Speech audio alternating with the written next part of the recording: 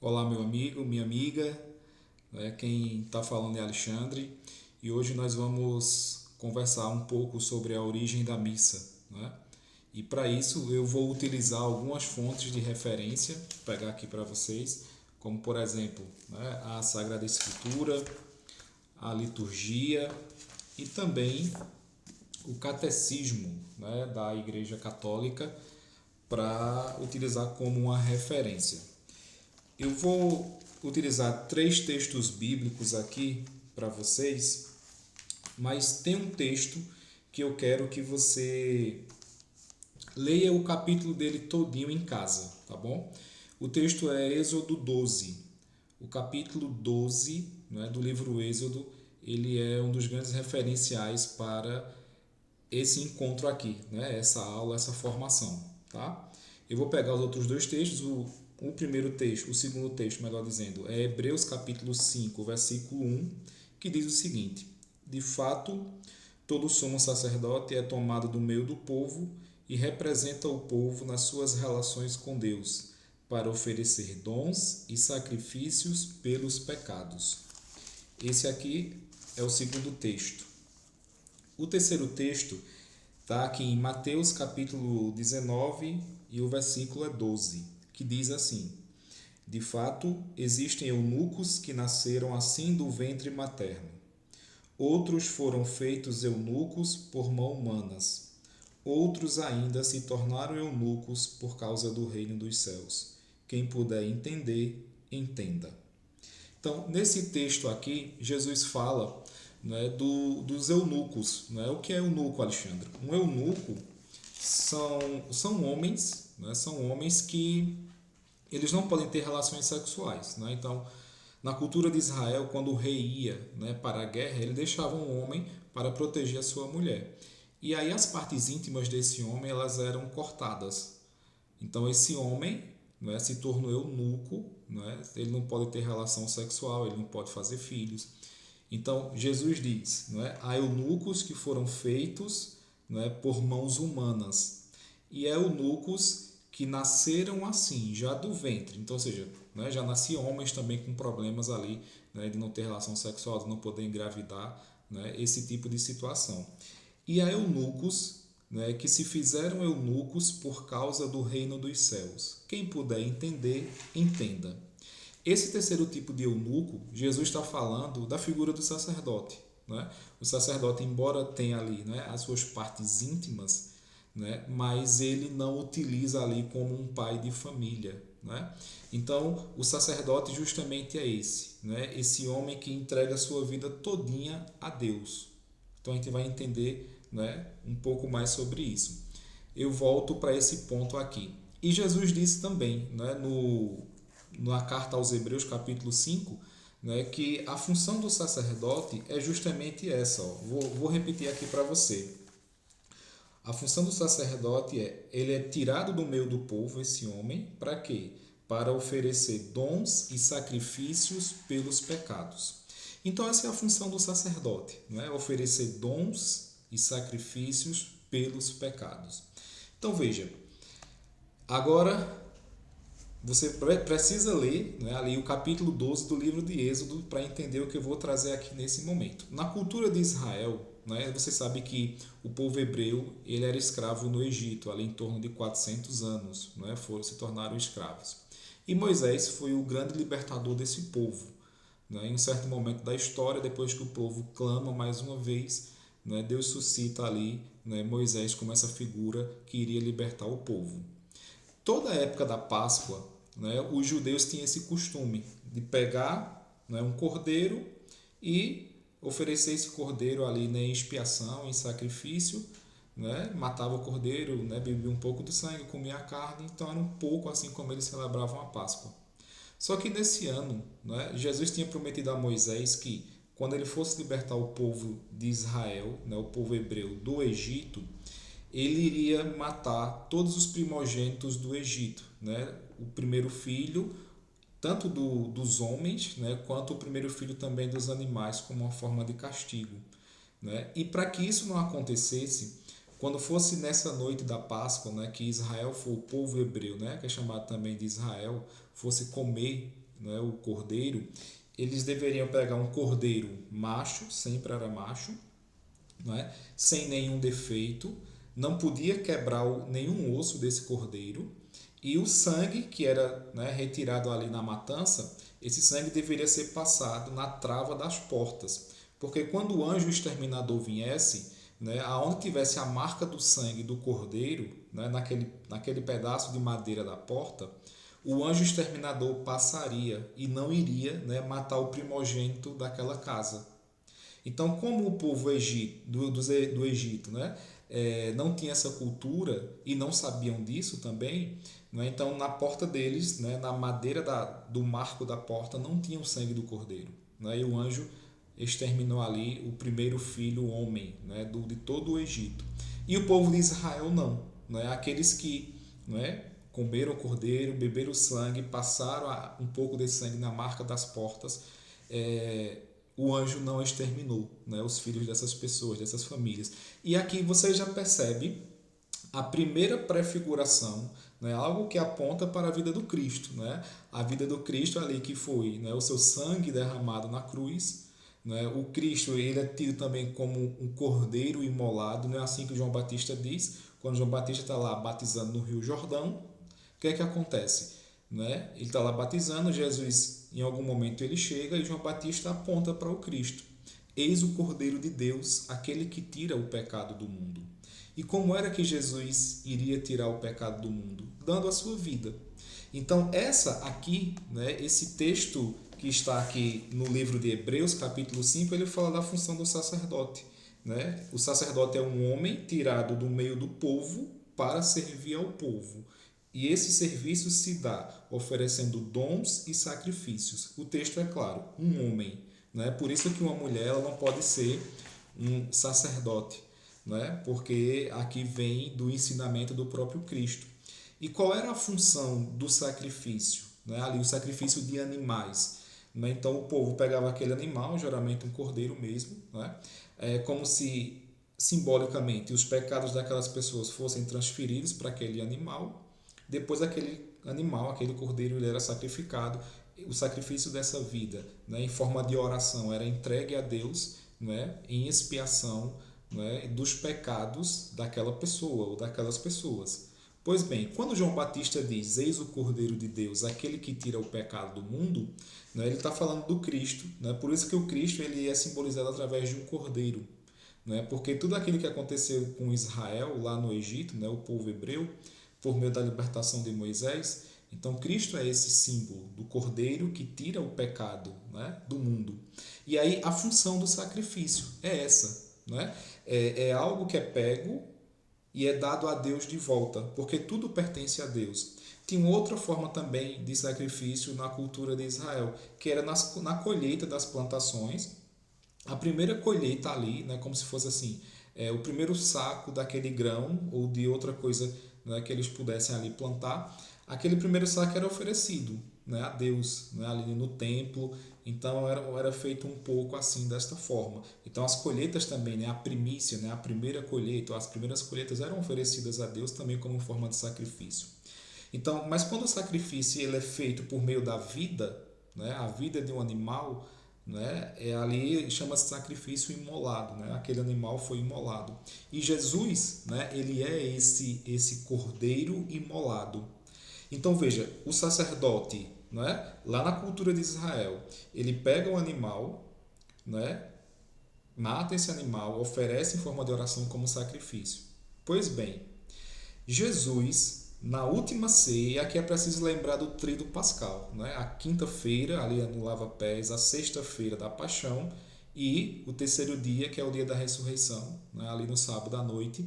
Então, é também tido lembrar desse tríduo pascal. Pois bem, Jesus, ele é este homem, né, que ao mesmo tempo ele é o sacerdote, ele é aquele que oferece a vida, né, a Deus, e ao mesmo tempo ele é o cordeiro imolado, ou seja, ele ao mesmo tempo ele é o sacerdote que oferece a Deus e ao mesmo tempo ele é a vítima, ele é aquele que dá a vida em expiação dos pecados. É tanto que ele vai dizer, né, essa aqui é uma nova e eterna aliança. Então veja, só que tudo isso acontece ali na quinta-feira, na missa do lava-pés, na sexta e no sábado. Na última ceia, né, antes de Jesus lava os pés, né, dos discípulos, na última ceia, Jesus já começa a fazer isso. Aquele pão ali de trigo já é um símbolo do corpo e do sangue dele, né, que seria entregue na sexta. Só que, o que é que Jesus diz na última ceia? Quando ele está ali repartindo o pão, conversando com os discípulos.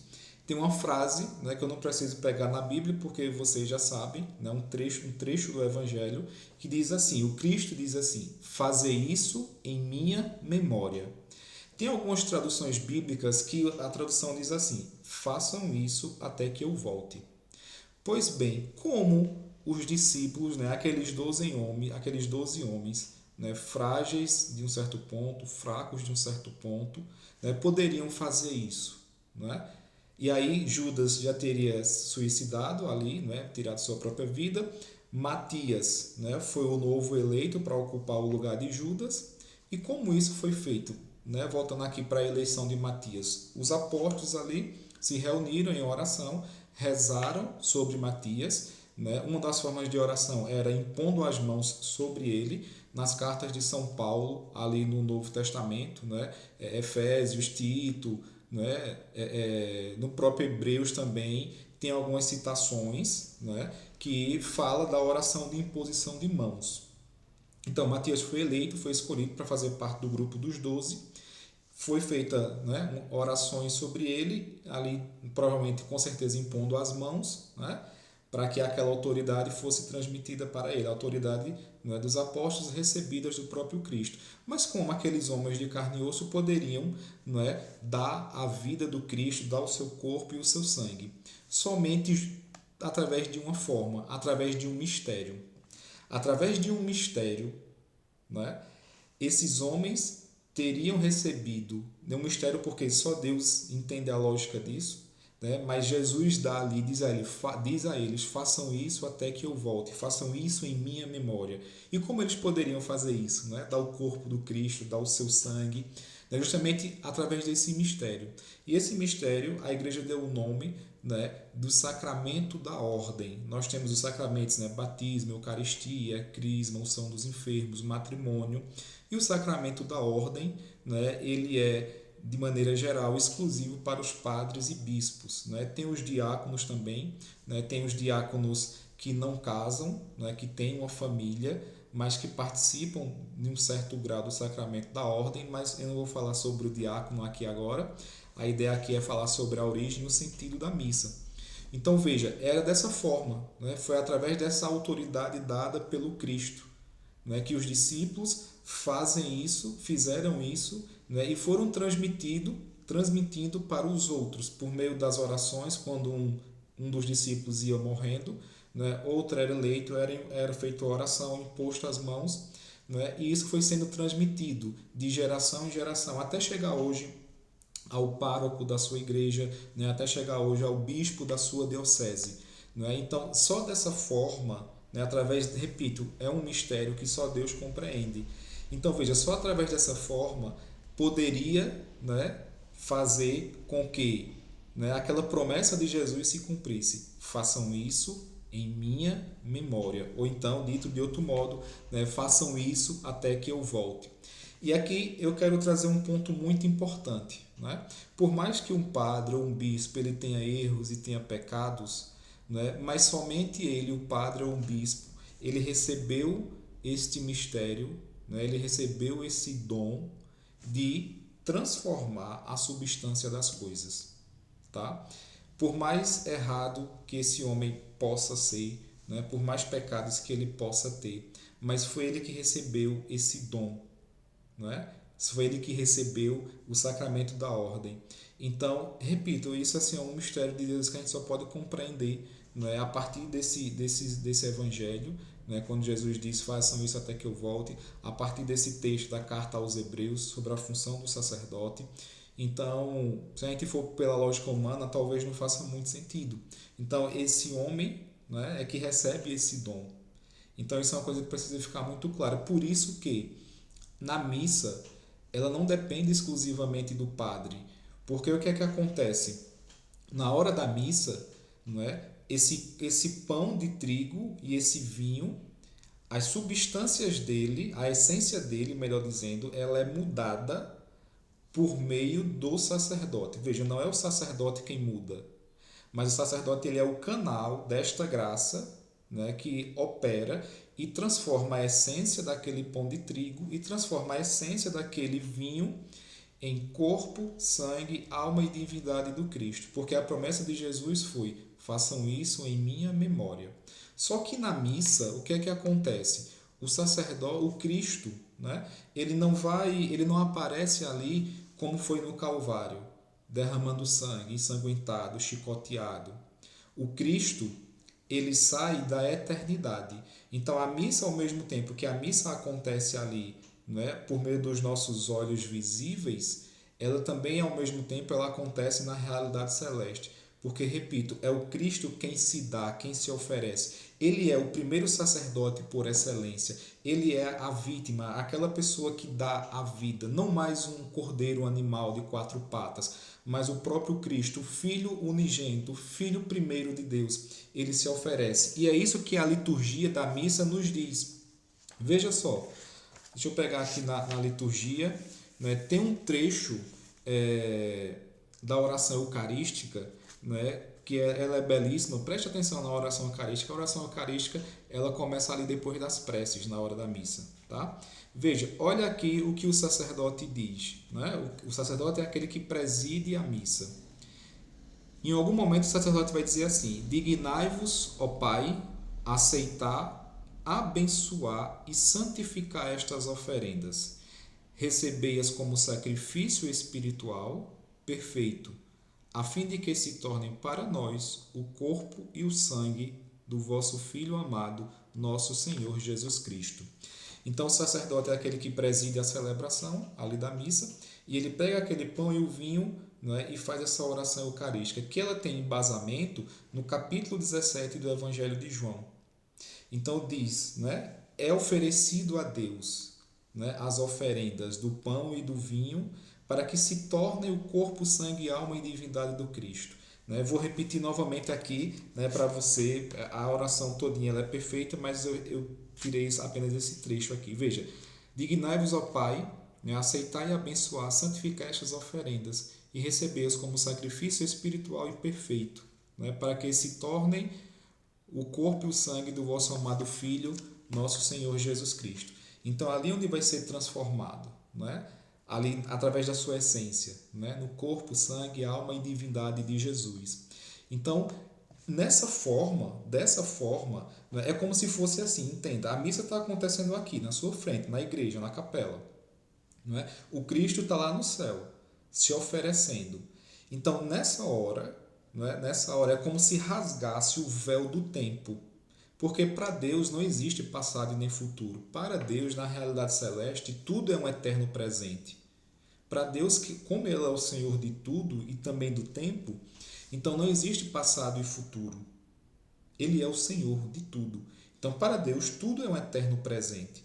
Então, ao mesmo tempo que a missa acontece ali, naquela igreja, naquela capela, ela também tá acontecendo no céu. De que forma? O Cristo que se dá, o Cristo que se oferece. Não é? E essa ligação, não é, só pode ser feita por meio do sacerdote. Lembra, né, do capítulo 5 de Hebreus? Um homem retirado do meio do povo, né, para servir ao povo, né, por meio de dons e sacrifícios pelos pecados. Então veja, é nessa forma, né, que algumas pessoas usam essa expressão, né, na hora da missa o céu desce. É porque há essa ligação. Né? Então veja, por isso a importância de irmos à missa. A missa ela é a oração mais perfeita que existe. A missa, né, repito, é a oração mais perfeita. Não existe oração mais perfeita que a missa. E ali na missa a gente não só escuta a palavra de Deus, a gente não só escuta o Evangelho, mas a gente também, não é, pode comer da carne e do sangue do próprio Cristo. Lá no Evangelho de João, agora não me recordo o capítulo, ele diz assim: quem come da minha carne e bebe do meu sangue permanece em mim e eu nele. Quem come da minha carne e bebe do meu sangue terá a vida eterna. não é? Então veja, lembre o que ele disse na última ceia: façam isso em minha memória. Não é uma memória de trazer à mente aquela recordação, não é? A outra tradução ela é melhor, não é? Façam isso até que eu volte. E eu vou pegar aqui um trecho do Catecismo da Igreja Católica, não é? No parágrafo 1068, que diz assim: com efeito, a liturgia pela qual, praticamente no divino sacrifício da Eucaristia, se exerce a obra de nossa redenção, contribui do modo mais excelente para que os fiéis, em sua vida, exprimam e manifestem uns aos outros o mistério de Cristo e a genuína natureza da verdadeira Igreja. Né? Mas eu quero pegar uma frase aqui em especial. Né? Na liturgia, ela é, né, o sacrifício da Eucaristia e através dela se exerce a obra de nossa redenção. O que isso quer dizer? Através da liturgia da missa, né, que repito, é a oração mais perfeita, se exerce a obra da nossa redenção. O que quer dizer? É exercida ali a obra da nossa salvação. Porque o Cristo continua a se oferecer, não mais na cruz, não mais derramando sangue, mas ele continua se oferecendo ao Pai, né, em expiação dos nossos pecados. Por isso que a gente pode pensar dessa forma, né, que é uma falta de respeito, uma falta de consideração, né, a gente faltar à missa como católico. É o Cristo que está dando a vida ali por você. Não é por nós, é por você. De modo especial, é por você. Ele se dá, ele se oferece para a sua salvação, mais uma vez. Então vejam a importância da missa. Uma outra coisa, não é? Por isso que se na missa é o Cristo quem dá a sua vida, é o Cristo quem se oferece em expiação dos nossos pecados, para que nós sejamos salvos, para que nós tenhamos a vida eterna, então isso não depende de você. Então você pode ir para a missa triste, alegre, angustiado, você pode ir para a missa com raiva de Deus, você pode ir para a missa sem acreditar em Deus, não é? Só não deve comungar se for ateu, não é? Mas um ateu pode ir à missa e ouvir, né, as orações, né, e ouvir a leitura da palavra de Deus. Muitas vezes as pessoas dizem assim: eu não quero ir para a missa porque meu coração, né, meu coração não me chamou, o meu coração, né, não tocou no meu coração, tal. Eu não quero ir para a missa porque é o padre A ou é o padre B. Veja, a questão não é isso. Isso é muito raso, isso é praticamente insignificante o que você sente, os seus sentimentos. O padre A ou o padre B. A essência da missa, o sentido dela está ali no Cristo que mais uma vez ele se oferece ao Pai dele, ao Pai Criador, ele se oferece pela sua salvação. Para que você, mais uma vez, né, tenha a oportunidade, né, de ter a vida eterna, para que você tenha a oportunidade de comer e beber do corpo e do sangue dele, porque ele disse, não é? Quem bebe do meu sangue e come da minha carne permanece em mim e eu nele terá a vida eterna. Na missa também, a gente quando vai comungar de modo geral, a gente, né, só comunga ali o corpo do Cristo. Né? Alguém pode perguntar: mas os leigos, os fiéis não bebem do sangue que está, né, ali no cálice. Não existe corpo sem sangue. Né? Então, se a gente comunga o Cristo ali sem beber do sangue, ali no corpo, né, também contém o sangue. Tá? Então, há essas questões. É claro que há uma profundidade muito maior sobre a missa, né, sobre a origem, sobre o sentido. Isso que eu trago aqui, né, são orientações básicas. Né? Isso aqui é o mínimo que todo católico deveria saber. Mas eu acredito que a partir desse momento, né, você pode compreender um pouco mais. Tá? E espero que você, né, possa se dedicar, né, a ir para a missa. O bom seria que todos nós fôssemos para a missa todos os dias, né, mas existem realidades e realidades por questão de trabalho, né, questão de família e tudo mais.